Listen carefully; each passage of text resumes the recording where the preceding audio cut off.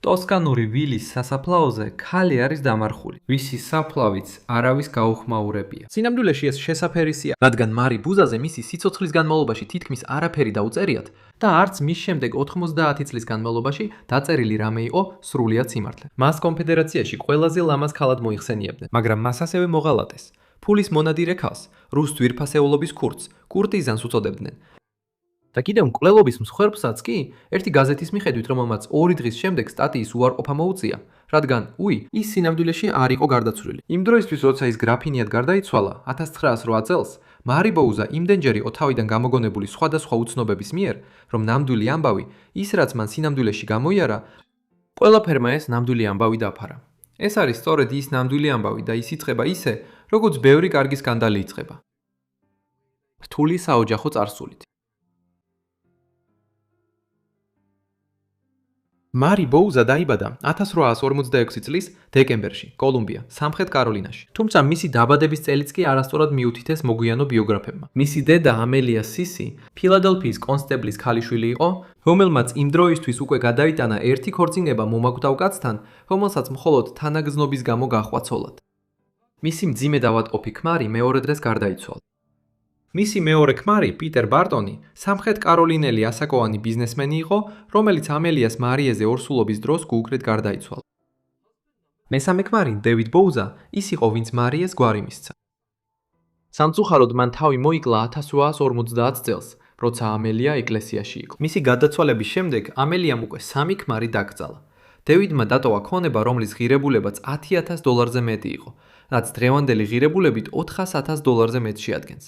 რამაც ამელია და ახალგაზრდა მარიე ბევრად უფრო კომფორტულ ფინანსურ მდგომარეობაში ჩააგენ. თუმცა კოლუმბიის მაღალი საზოგადოება ამელიას ბოლომდე არასდროს ირებდა. მასზე მუდმივად ჭორაობდნენ და ის მუშაობდა მკერავად, რაც პრაქტიკულად სოციალური სიკვდილი იყო სამოქალაქო ომამდე სამხრეთში. მაგრამ თავად მარიეს ვერავინ უგულებელყოფდა. მარცხვისფერი ქერა თმა, ღრმა ცისფერი თვალები. და ყველა აღწერი, თუნდაც ყველაზე ბოროტი შეფასებებით, ნამდვილად თვალწამტაცი იყო. გენერალმა ჯონ პრესტონმა ერთხელ თქვა, რომ ის იყო ყველაზე ლამაზი არსება, რაც კი ოდესმე უნახავს. მერი ჩესნატმა, სამოქალაქო ომის ყველაზე ცნობილმა დღიურის ავტორმა, რომელიც ბუზერების გულშემატკივარი არ იყო, მიუხედავად ყველაფრისა, აღიარა, რომ ის ისეთი ლამაზი იყო, ამას ვერავინ უარყოფს. ის ასევე არაფრით გავდა ნაზი სამხედრელი ლამაზმანის სტერეოტიპს. მას შემდეგ, რაც დედამისი მეორედ გათხოვდა იაკობ ფისაზე 1852 წელს, მარი გაიზარდა უზრუნველყოფილ ოჯახში და მისმა ერთგულმა მამინაცვალმა იზრუნა, რომ მას მიეღო შესანიშნავი განათლება. 1863 წელს იგი გაგზავნეს პარიზში სასწავლებლად, სადაც ფრანგული კულტურა შეუყვარდა. ის სახლში დაბრუნდა და საკუთარ თავს მარი ეძახდა მერის ნაცვლად. უბრალოდ იმიტომ, რომ ეს უფრო მოსწონდა. შემდეგ ის დაბრუნდა კოლუმბიაში, განათლებული, თავდაჯერებული და სრულიად დამოუკიდებელი პიროვნება. ის ჯირითობდა ცხენებზე, ისროდა ცეცხლსასროლი იარაღიდან და თითქმის არ აინტერესებდა საზოგადოების მოლოდინები. შემდეგ ომმა მიაგნო მას და აჩუქა სიყვარულის ისტორია, რომელიც განსაზღვრავდა ყველაფერს, რაც შემდეგ მოხდა.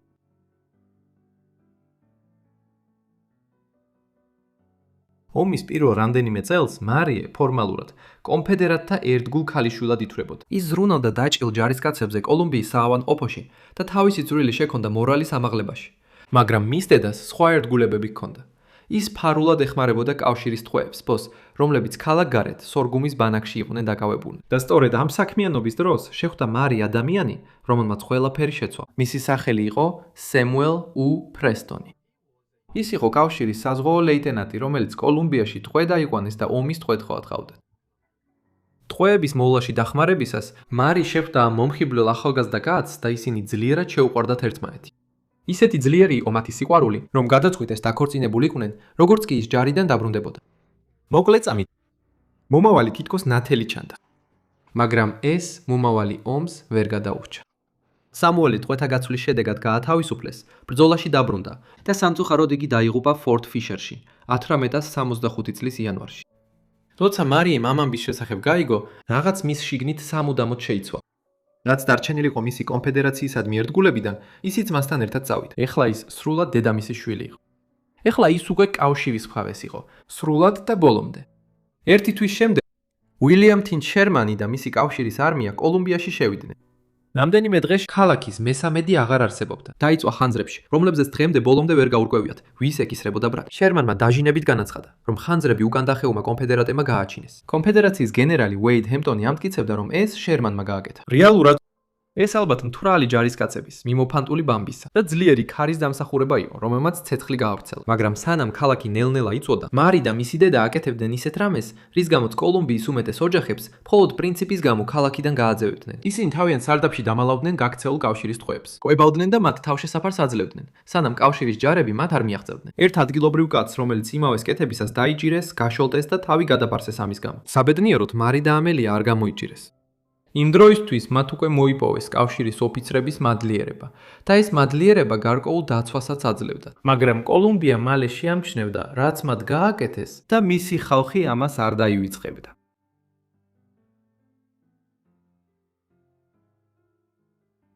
ამელიას ყველაფერი გათვლილი ჰქონდა, დარჩენილიყვნენ და ისინი იქნებოდნენ თითის საჩვენებელი ქალები ქალაქში, რომელმაც ახლახან ნახა, როგორ დაეხმარნენ ტერს. ასე რომ, როცა შერმანის არმია დაიძრა, მან თან წაიყვანა მარი, თავისი ნახევარ და ეთელინი და მათი ძიძა და ისინი გაყვნენ კავშირის კოლონას. არც კი მიხვებოდნენ უკან.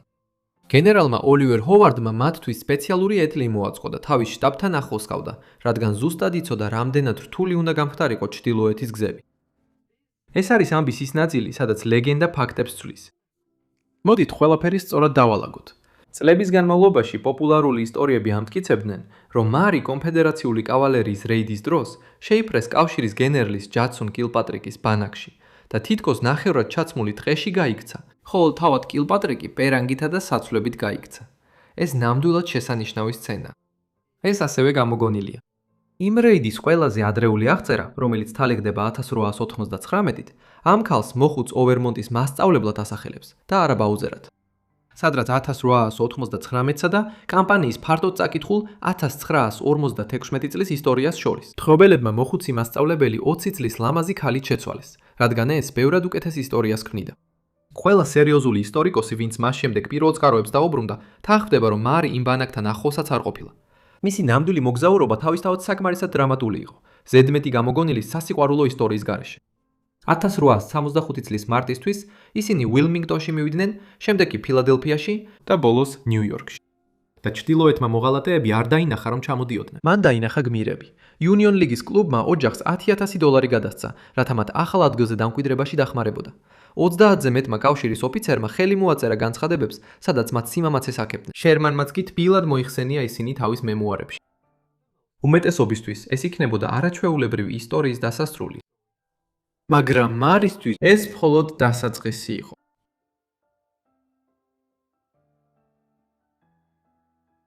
$10,000 სერიოზული ფული იყო 1865 წელს. და როდესაც ამას ემატებოდა ის რესურსები, რაც ამელიამ მოახერხა შეინარჩუნებინა, ეს აძლევდა შესაძლებლობას შესულიყო ისეთ ოთახებში, სადაც კოლუმბიიდან ჩამოსულ მკერავის ქალიშვილს არ უნდა შესულიყო. როგორც აღმოჩნდა, ნიუ-იორკის საზოგადოებას ნაკლებად აინტერესებდა, საიდან მოდიოდი. უფრო მეტად აინტერესებდათ, რას შემატებდი ამ საზოგადოებას. მარის კი ბევრი რამ ჰქონდა შესათავაზებელი. ლამაზი, ფრანგულში თავისუფალი და იმდენად ჭკვიანი, რომ ერთი შეხედვითვე შეეძლო გაეანალიზებინა სიტუაცია. მან თავისი ახალი ცხოვრება უნაკოდ მოირგო. ამელიას მხოლოდ ერთი ამბიცია დარჩა და ის დაუღალავად მისდევდა მას, რომ მარი კარგად გაეთხოვებინა. ის გაჩერდა ჯონ ეს ბიჩერზე, მდიდარ მოხუც ვაჭარზე. 1866 წელს. მარიმ მას პირდაპირ ასე აღწერა. სასიამოვნო მოხუცი კაცი. ეს რა თქმა უნდა სიყვარულზე არ იყო დაფუძნებული, არამედ უფრო გარიგება იყო, აბრეშუმში გახვეული. 1867 წელს მათ ვაჟი შეეძინა და მან მას პრესტონი დაარქვა, სამუელის პატივსაცემად. იმ კაცის პატივსაცემად, ვისთანაც სინამდვილეში სურდა დაქორწინება, მაგრამ ამის შანსი არასდროს მიეცა. შემდეგ 1870 წელს ამელია გარდაიცვალა. თითქმის 200 წლების განმავლობაში ის მარის ყველაზე დიდი დამცველი. მისი საზოგადოებრივი საქმეების მომგვარებელი და მუდმივი მცველი იყო. სკანდალებს ამსუბუქებდა, გაცნობებს აწყობდა და თავისი ქალიშვილის ადგილს საზოგადოებაში ამყარებდა. უეცრად მარია მარტო დარჩა. ბიჩერიც არ იყო ერთგული. და ირონიულად, რაც თითქმის თვითსაბოტაჟს გავდა, სწორედ მან გააცნო მარია ლოიდ ფენიქსს, მდიდარ იახტსმენს, რომელსაც ჩვევა ჰქონდა, დაპირებოდა ქორწინებას იმ ქალებს, ვისთანაც დაქორწინებას არ აპირებდა. მარია კი სრულად ენდომას და ელოდა და როცა ბოლოს მასზე დაჟინებით იკითხა, მან მას დასცინა. რაც არ უნდა გაეკეთებინა მარიეს პასუხად 1873 წლის ოქტომბერში. ეს იმდენად სერიოზული იყო, რომ ყველა მონაწილე ძალიან ცდილობდა ამის დამალვას და მათ ეს დიდწილად გამოუვიდათ. ბიჩერმა სკანდალი მაინც გამოიყენა განქორწინებისთვის. საქმე გაიწელა 1874 წლამდე. თან პარალელურად ლონდონში მარის ნახევარდაისთან დაკავშირებულ სხვა სკანდალშიც გაეხვა, რაც ატლანტიკის ორივე მხარეს სათაურებში მოხვდა. გადაწყვეტილება მკაცრი იყო. მარი ცრუღალატის მხარეთ დასახელდა, ხოლო ბიჩერმა მათი შვილი დაიტოვა. მან ალიმენტი მიიღო და იმ დროის ნიუ-იორკის კანონით, სანამ ის ცოცხალი იყო, მას ხელახლა დაქორწინება არ შეეძლო. ნიუ-იორკს ახლა ის აღარ აინტერესებდა. მაგრამ პარის ის ჯერ არც კი შეხვედრია.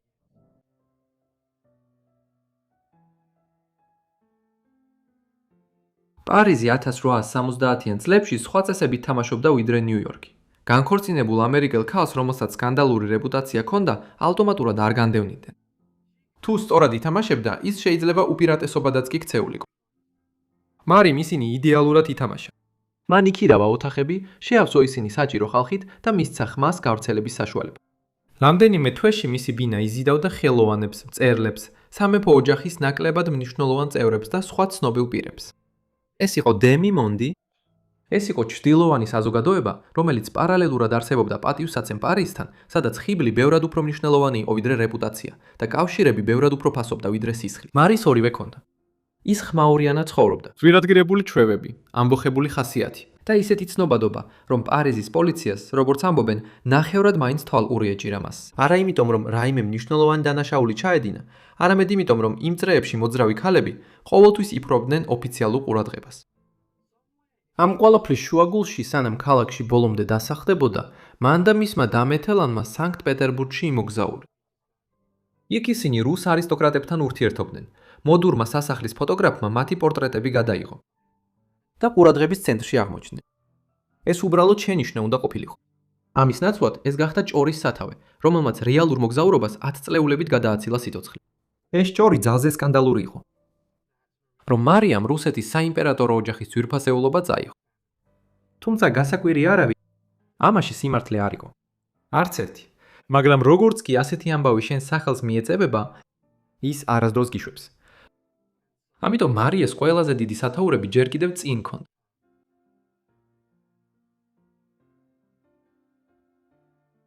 ლონდონში 1875-ის შემოდგომაზე მან შეხვდა კაცს, რომელიც ბოლოს მისცემდა იმას, რასაც ნიუ-იორკი არასდროს თავაზობდა. ტიტულს, რომელსაც ჭორები ვერ წაართმევდნენ. ეს იყო გრაფი არტურ დე პორტელეს გორგიე. ის შვეიცარიაში იყო დაბადებული, მუშაობდა ფრანგ დიპლომატად, დაახლოებით მისი ასაკის და ყველა აღწევით ნამდვილი ჯენტლმენი, რაც ბიჩერისა და ლოიდ ფენიქსის შემდეგ ალბათ თითქმის საეჭვოდაც კი ეჩვენებოდა. ამას კიდევ ერთი უცნაური, რა პატარაა სამყარო დამთხევა ჰქონდა. არტურის გარდაცვლილი პირველი ცოლი ჯენი ჰოლიდეი იყო და მარიემ ჯენი წლების წინ მანჰეტენში იმავე მონასტრის სკოლაში იცნო. მაღალი საზოგადოების წრეები მართლაც საოცრად პატარა სამყარო აღმოჩნდა. ისინი დაქორწინდნენ ლონდონის ეკლესიაში 1875 წლის ნოემბრის 4-ში. მარიე 28 წლის იყო. არტური 31 წლის იყო, რადგან მისი განქორწინება ტექნიკურად უგრძალავდა ხელახლა დაქორწინებას, სანამ ბიჩერი ცოცხალი იყო. ისინი ხელახლა დაქორწინდნენ შემდეგ გაზაფხულზე ბალტიმორში. ამჯერად ბიჩერის კურთხევი უბრალოდ იმისთვის, რომ მათი ურთიერთობა ამერიკის კანონმდებლობის მიხედვით სრულად კანონიერად ყოფილიყო გაფორმებული. ორი ქორწილი, ერთი ქორწინებისთვის. ასე ფრთხილად უნდა ემოქმედა მარიეს. მაშინაც კი როცა ბოლოს და ბოლოს შევიდა იმ სამყაროში, რომლის მიღწევისთვისაც წლები იბრძოდა. და აი ეს გოგონა, რომელსაც საკუთარ ქალაქში მოღალატეთულიდნენ, ახლა გრაფინია გახდა. მაგრამ მიუხედავად იმისა, რომ ტიტული მის სტატუსს ცვლიდა, მას ვერ წაშლიდა წარსულს და მისი ცუდი სახელი მხოლოდ გაგრძელდებოდა.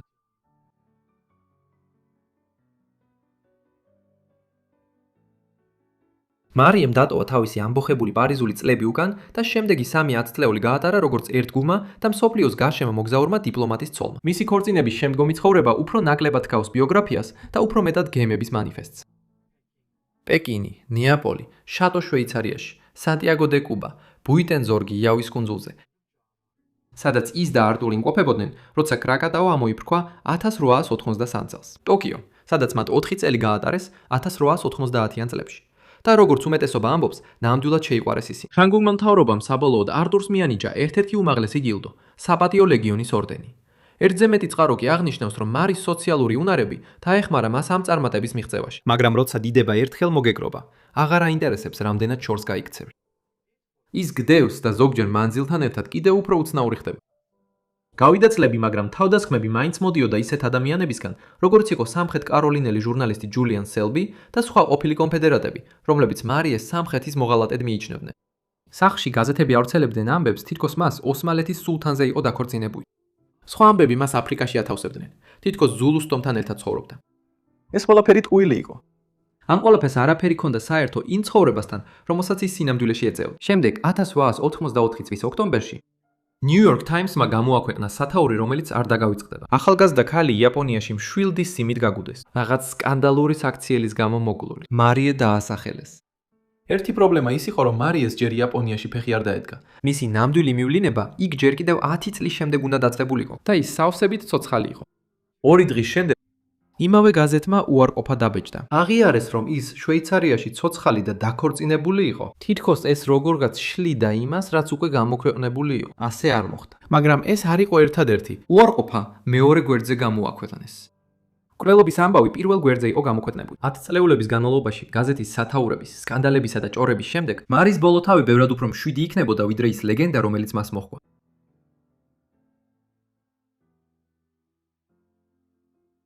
მან თავისი ბოლო წლები იტალიაში გაატარა, ფლორენციის გარეუბანში მდებარე 25 ოთახიან ვილაში, საიდანაც კათედრალის ნათელი ხედი იშლებოდა.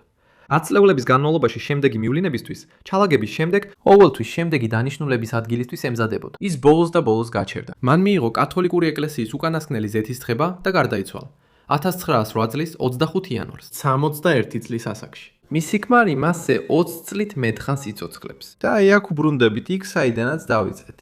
არავის გაუხმაურებია მისი სამარხის ადგილმდებარეობა. არც ადგილმდებარეობა, თითქმის არც თარიღი. მას შემდეგ, რაც მთელი ცხოვრება სხვების ისტორიებისთვის ნედლმასალად იქცა, ერთადერთი დეტალი, რომელიც მართლა შეძლო თავისთვის შეენარჩუნებინა, იყო ის, სად დაისვენებდა მისი სხეული. ყველაფერი დანარჩენი გაზეთებმა წაიღეს, ძვირფასეულობის ქურდობა, რომელიც არასდროს მომხდარა, მკვლელობა, რომელიც არასდროს მომხდარა, ღამის პერანგის სცენა კავალერიის ბანაკში. ის იქ ახლოსაც კი არ ყოფილა. 10 წლეულების განმავლობაში რომანისტები მთელ წიგნებს აწყობდნენ მწარე პამფლეტზე, რომელიც დაწერა კაცმა, რომელმაც მას არასდროს აპატია კოლუმბიიდან წასვლა. ნამდვილი ქალი, რომელიც დაჭრილ ჯარისკაცებს უვლიდა, შეუყვარდა კაცი, რომელიც გარდაიცვალა. სანამ დაქორწინებას მოასწრებდნენ, გადაიტანა სასტიკი განქორწინება და საკუთარი თავიდან ააწყო, სამართლინო სამხრეთ კაროლინელი დევნილიდან გადაიქცა გრაფინად, რომელმაც მთელი მსოფლიო მოიარა, ლეგენდის ჭრილში დაიმარხა. დიდი მადლობა ყველას, რომ უყურეთ ამ ვიდეოს მარი ბუზაზე. იმედი მაქვს საინტერესო იყო თქვენთვის. მომწერეთ კომენტარებში, რას ფიქრობთ მის ცხოვრებაზე და თუ გაქვთ რაიმე შემოთავაზება, ასევე მომწერეთ კომენტარებში. გსურთ მეტი ვიდეო სოციალიტებზე და ამ სტილის ადამიანებზე თუ გირჩევიათ სხვა რამე, მომწერეთ თქვენი აზრი. ასევე იმედი მაქვს, რომ ჩართული გაქვთ შეტყობინებები და გამოწერილი გაქვთ ჩემი არხი, რომ ყველა ჩემი ვიდეო მიიღოთ მაშინვე როგორც კი ავტვირთავ. როგორც არ უნდა იყოს, ეს ყველაფერი იყო ჩემგან. ასე რომ Forgotten Life-ის მომდევნო გამოშვებაში ისევ გნახავთ. გმადლობთ.